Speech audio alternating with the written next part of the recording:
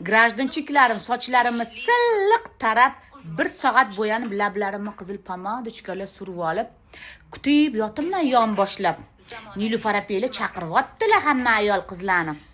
Bu davlatni ikkinchi Afg'oniston qilishga yo'l qo'ymaymiz. Ana, biz ayollarga qopti. Barcha qizlarimizni, ayollarimizni aynan zamonaviy kiyingan, fikri, dunyoqarashi keng bo'lgan, Yopiq kiyinadiganlar bormasin. Xohlamayaptilar.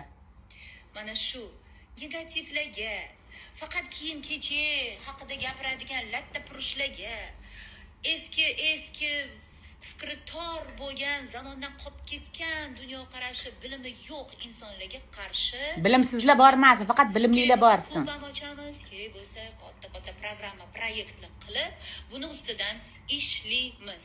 Ana. O'zim hissamni qo'shaman bunga.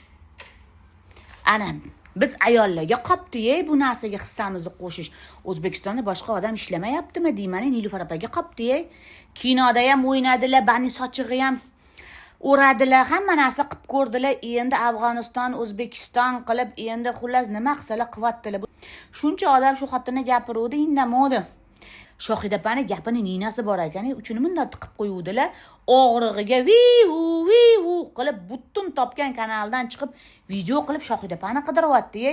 Chex milisaxonaga oxirigacha boraman, qamataman. Xuddi Shohida opa odam o'ldirgan u, xuddi Shohida opa buni yechintirib qo'ygan. Chex davomman. Shohida opa Zaynab bir tinga olmayapti Shohida opa.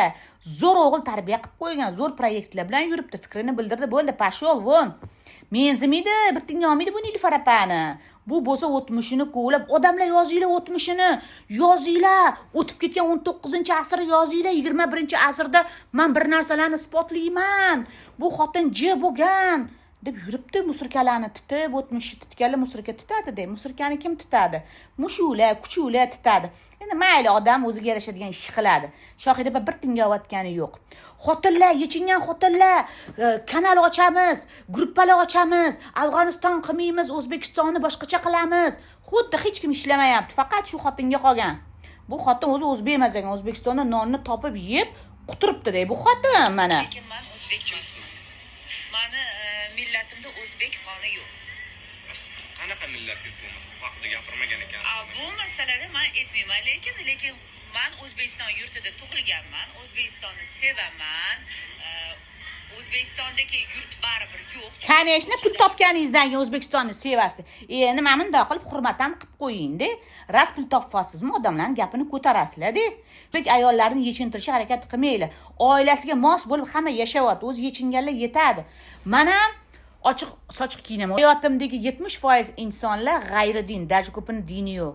Ochiq sochiq kiyinadi, lekin bunaqa men ochiq sochiq kiyinaman, ayollar yechininglar, kelinglar klub ochamiz demagan. Bundan keyin demasa ham kerak. O'zinglarni yig'ishtirib olinglar. Odam yoshligida aynisa, qariganda aynamasin. Biz yoshlarga tag'am o'zinglarcha dotatsiya o'qiysizlar.